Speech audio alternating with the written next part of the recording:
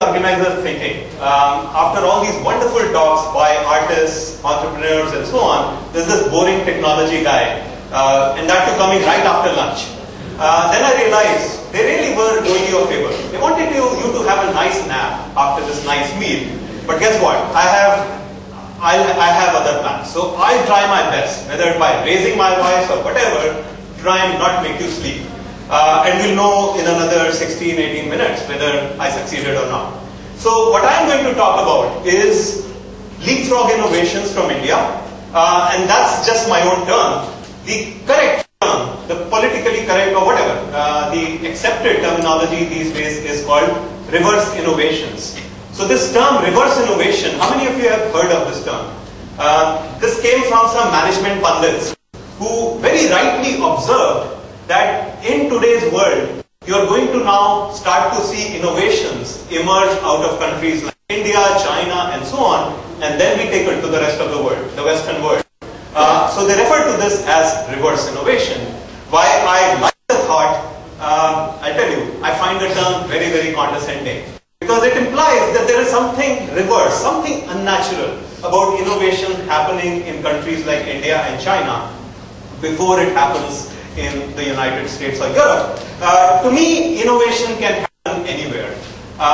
So I prefer, with some of these factors that are forcing us to innovate, I prefer the term leapfrog innovation. So what I'll do in today's talk is I'll give you 4 examples of some leapfrog innovations from my colleagues.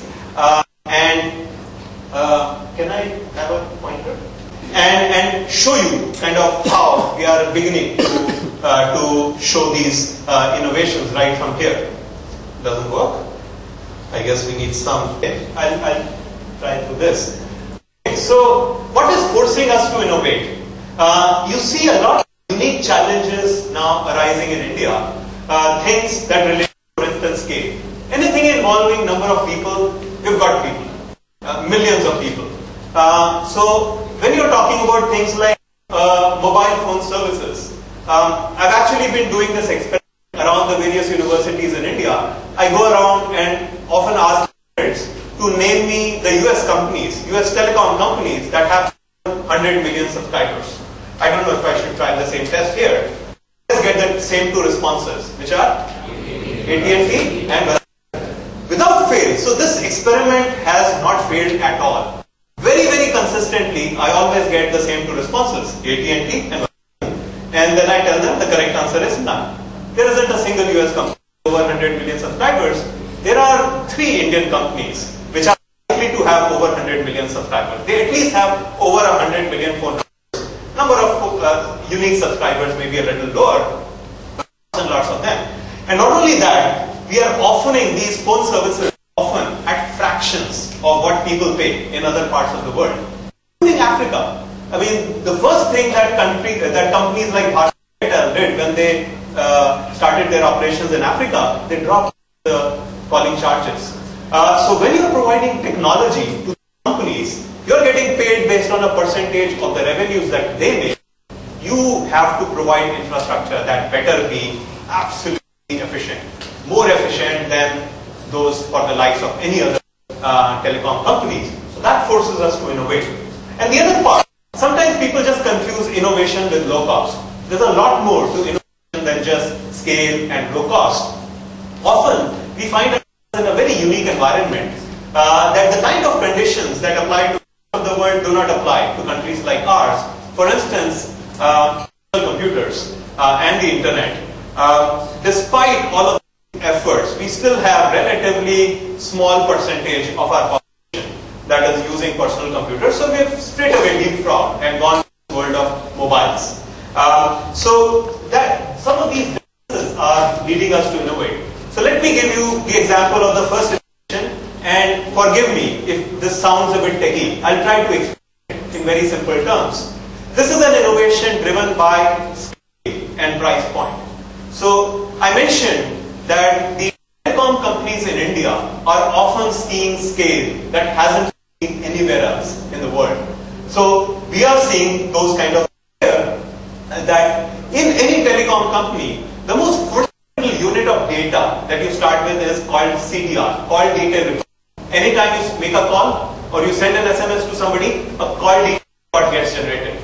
And it is through this call detail record, which has all these who called whom, when, from where, how long, and so on, that companies do everything. The billing, the revenue assurance, fraud management, business intelligence, and so on. So typically what happens in any telecom company is that you have a number of different applications, each working with their own copy of this call detail record database.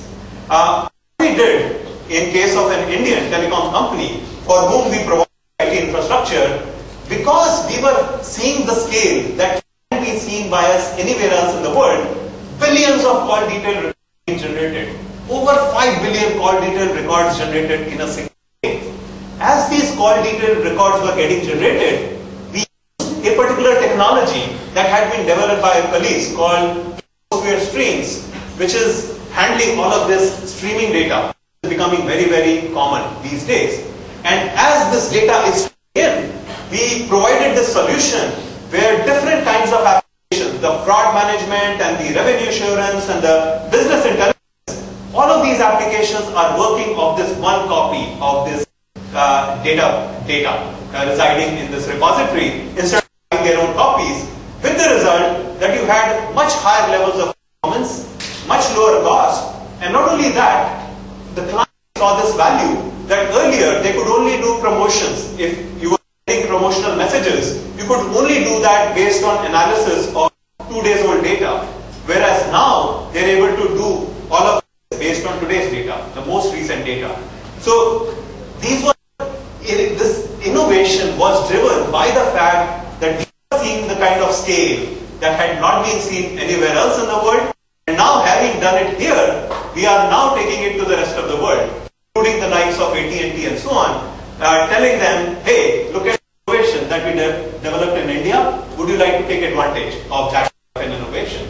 A commercial from IBM about let's build a smarter planet, many of you. So it's a very nice marketing campaign, but actually there's a lot of substance behind it, not just a nice marketing campaign. This is one particular piece of substance. We did this study as part of, together with economists, where we estimated that in the 54 trillion US dollar world economy, $15 trillion are wasted every year. And this takes the form of things like billions of liters of fuel is wasted every year by cars, various vehicles which are stuck in traffic congestion. Look at power grid, a lot of power is wasted. Look at water, a lot of clean water in any city. It could be up to anywhere between 40 to 50% of the clean water that is processed by a city is lost, is never built.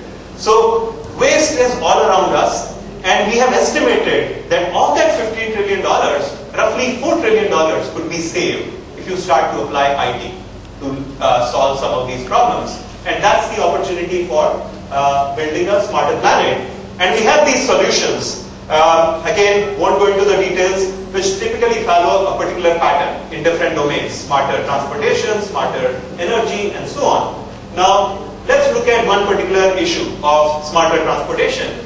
We have that problem of traffic congestion in India. So let's look at what we did in some countries outside India, like Stockholm. And similar solutions were developed in London and so on, where what we deployed was this smart transportation system, which starts with this notion of having video cameras. One video camera per lane of traffic. And you capture the license plate information of the car. Then you do optical character recognition over that image. You identify what the license plate number really was. You look up your database and charge the owner of that vehicle a certain toll. And this toll amount is determined based on usage. If you go during peak hours in the congested part of the city, you pay a higher toll as compared to going during off-peak hours and so on. And that solution has been very successful. Just this very simple act of charging people toll made them often start to use alternate sources like public transportation and so on. And the city saw reduction in the traffic congestion. Now, traffic congestion is obviously an even bigger problem in the cities in India. But think about a solution. If you were starting with traffic estimation and you were trying to place one video camera per lane, would that work in India? Of course not. Because we all know, this is a photograph from our beloved city, New Delhi. We all know that lanes in India, on the roads of India, do not serve any purpose other than decoration. They are very nice decorative markings. Or put it another way, we like to super optimize things, right? So what might have been a 3 or 4 lane road has been converted into a 9 lane road by our enterprising motorists. So that one camera per lane will not really serve much purpose. I hope I don't need to convince you of that. So the obvious thing that you do is you say, hey, let's leverage the fact that most of these people would be carrying a mobile phone.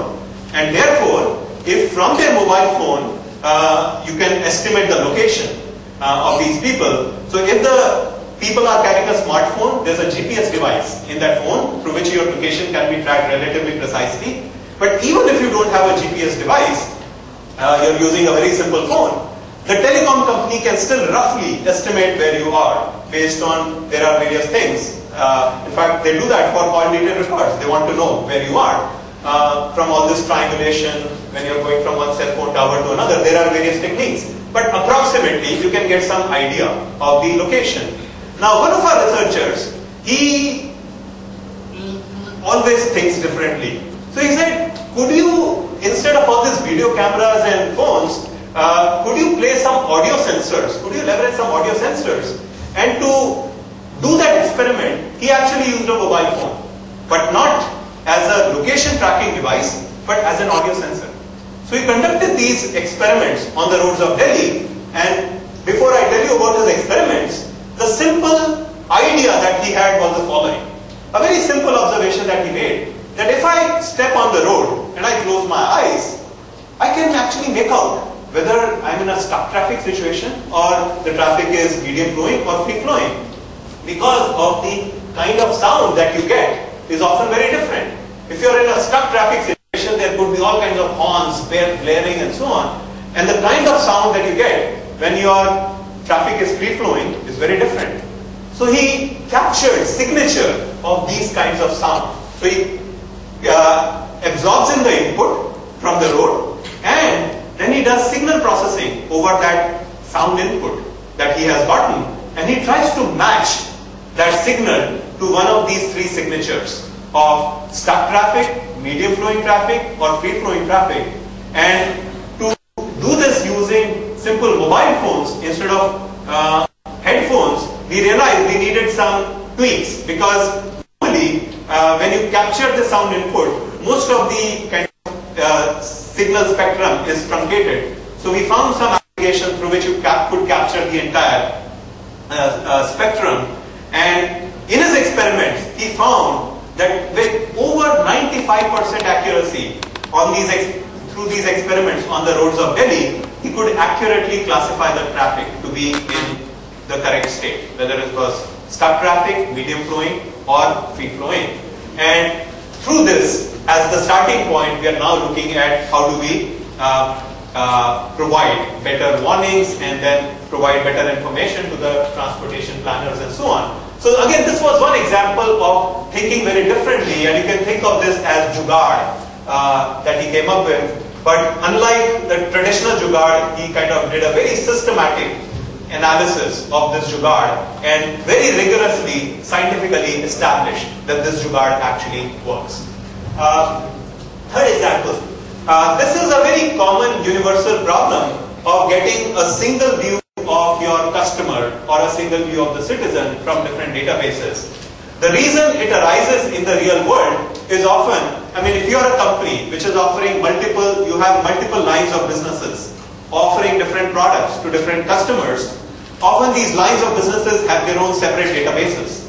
And now you want to get a single view of your customer, because if this guy Manish Gupta is important for one line of business, I want the other line of business to also know that this Manish Gupta is an important customer, so that I can target some promotions or something. Or if nothing else, I treat him well. If he misses one monthly payment, I don't just terminate his connection because he's giving a lot of business to the other lines of businesses. Now, the solution is very simple. You take all of these different databases, and if the name and address of the customer matches, you conclude it's the same customer. Sounds very easy? Very, very hard. It doesn't work in India. What we had is, this is a global problem, so there's something called master data management. A lot of IT companies have software products for it. We had a software product for this too. And when we tried it in the market in India, we found, to our horror, that the software was only accurate at about 20%. So only with a 20% chance, if it detected two different Manish Guptas in the database, would it actually conclude that it's the same Manish Gupta? And you might be wondering why. One of them is, sometimes the same name can be spelled differently. Manish could be spelled, I mean, if I had written my name in Hindi, when it was transcribed into English, it could have been written at least with 2 or 3 different spellings. Think of the different spellings, right? You can have for Rajiv Agarwal, at least 4, right? Or 5 that one can think of. Now, to make it worse, the way in which we write our addresses is very, very different. There's absolutely no standardization of how we write our addresses. You could omit RK Puram and simply go to the street number and so on, and you could write the same address often in at least 5 different ways. So all of these companies, they have then often geography specific rules. So there's a set of rules for India which will tell you that, oh, the word marg is interchangeable with the word street, so that you don't get confused between one Parliament Street and one Sansad Marg. Now, despite all of that, the accuracy of our software on Indian data was about 20%. So the obvious thing that came to people's mind is add more rules. But how do you know how the new set of rules interacts with the existing set of rules? So our team came up with a series of innovations to deal with this problem. First, they, again, no need to go through all of the details, I'll explain in very simple terms. First, they organized these rules in a proper framework that they called Ripple-Downs rule framework, so that these rules are organized more systematically in a hierarchical manner, so that you know how these new set of rules interact with the existing set of rules. Then they came up with techniques to automatically discover rules from the data. Instead of a human being having to write all of these rules, can you discover these rules automatically? And with the result that through these series of innovations, which were reported in the top-notch information management conferences in the world, because these are all innovative techniques, they were able to improve the accuracy to well over 75% without using any India-specific technique.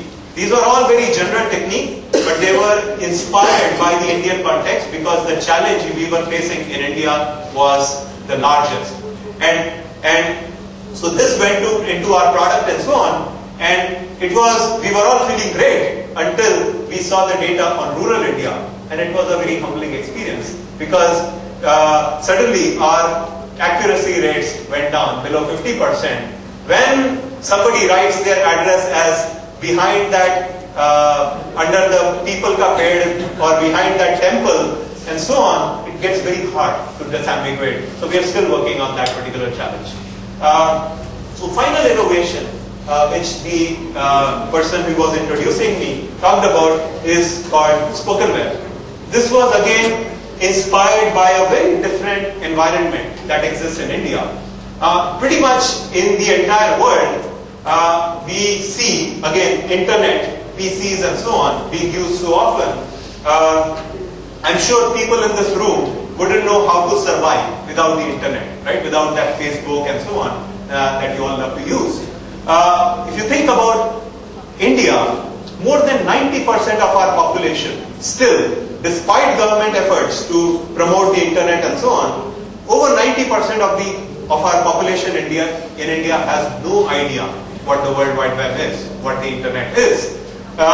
So at the same time, there's something called mobile phones, which are becoming very, very popular.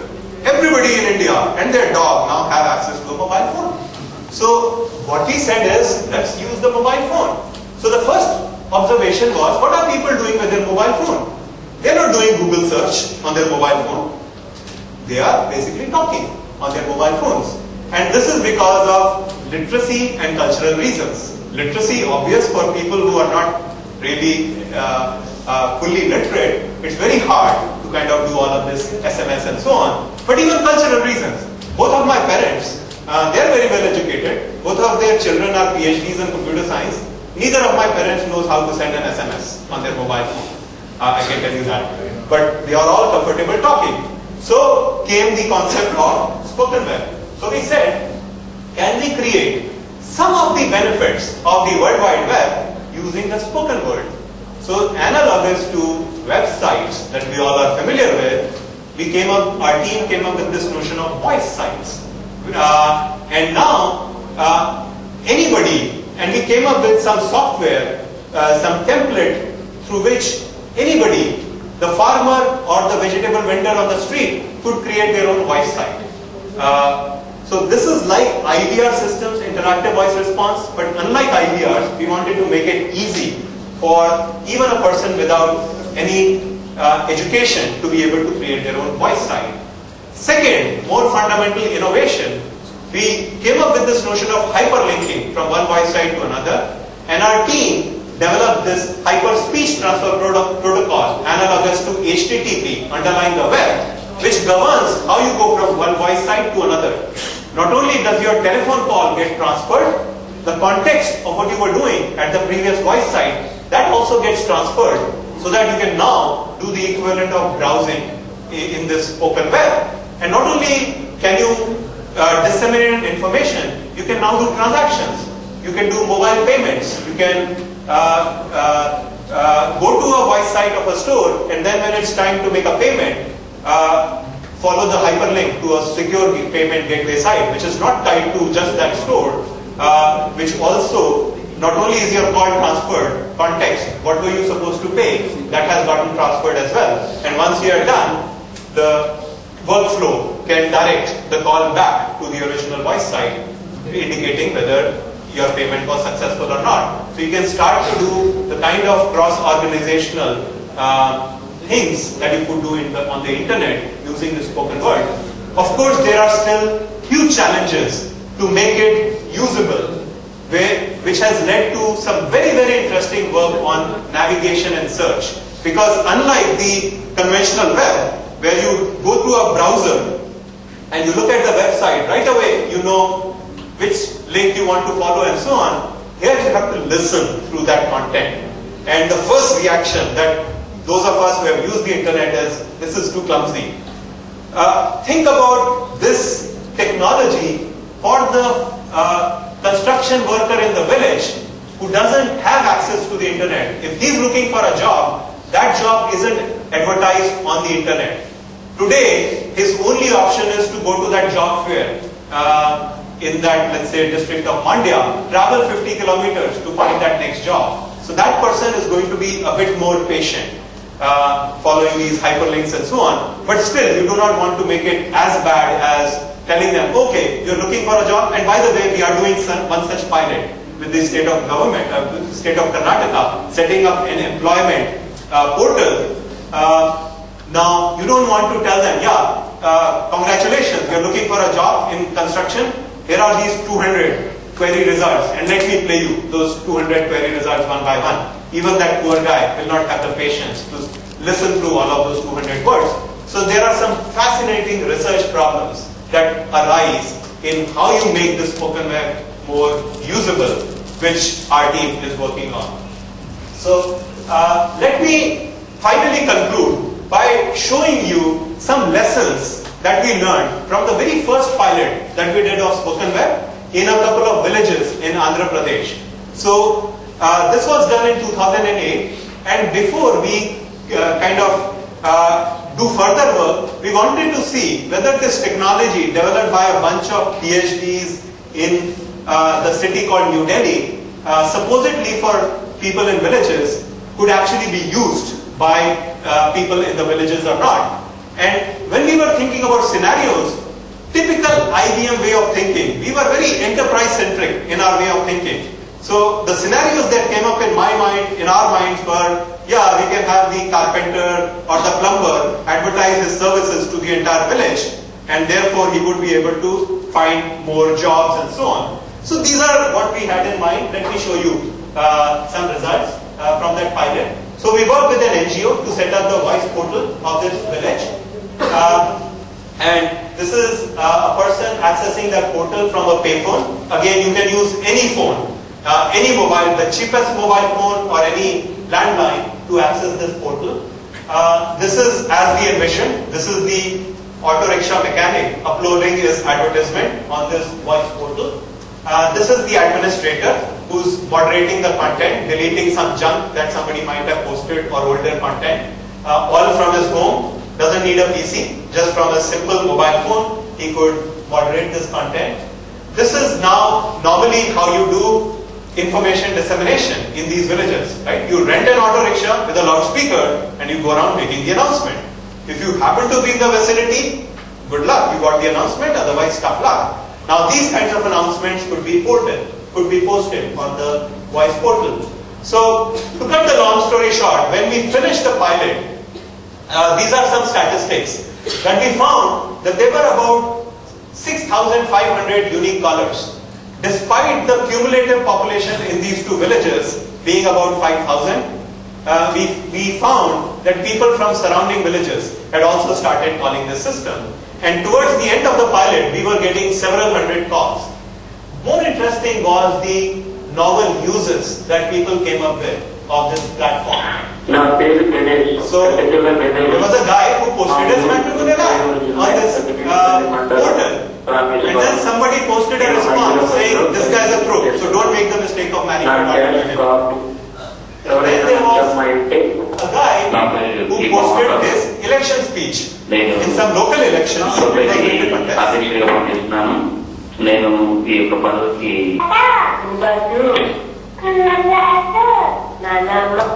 So what this family had done was they had posted the voice of their young son, and they were giving the pointer, equivalent of URL, if you may, to friends and family, that if you want to listen to his voice, call this number and follow this particular link. So effectively, what this family had done in that remote village in Andhra Pradesh is they had reinvented the voice version of Facebook and Twitter. And in fact, earlier this year, we saw this announcement about Google buying a company called Say Now, a Bay Area startup which lets you do voice updates over Facebook. Guess what? This family had pretty much come up with that same idea, which none of the PhDs in our lab could come up with. So it was a very humbling experience and a very interesting experience for all of us, because as we now try to take this technology into the market, when we talk to the telecom companies and the value-added services companies about our scenarios, like all this guy finding a job and so on, they yawn. And when they see the scenarios that the villagers came up with, a matrimonial ad or social networking, that is when their eyes light up. Because they say, yeah, Indians spend 2,000 rupees on this tiny text ads. Maybe they'll spend a few hundred rupees on some nice personalized voice-based matrimonial ads. And social networking, hey, maybe some of the youngsters would find it cool to do all of this voice-based social networking. So already there are these celebrity voice blogs. But if you could link all of these together and so on, there could be some interesting possibilities. So it is these scenarios which are appealing to some of the startup companies that we are talking to and trying to launch this technology in the market. So I'll stop my talk here, and hopefully I've given you a sense of, given the very unique environment that we are seeing in India, there's absolutely no shortage of some very, very interesting things you can do. There are amazing challenges to make spoken web really successful, to make it really work. The challenges for search and navigation are mind-boggling. I mean, very, very interesting computer science and interdisciplinary work that needs to be done to really tackle some of these challenges. So sky's the limit in terms of challenges that we can do right here in India, and then take these innovations to other parts of the world. Because many other parts of the world have similar characteristics, in particular, for instance, countries in Africa and so on. So I think opportunities are absolutely boundless for us to do leapfrog innovations right here in India and then take them to the rest of the world and banish the term reverse innovation from the dictionary that many of the management pundits are talking about. Thank you.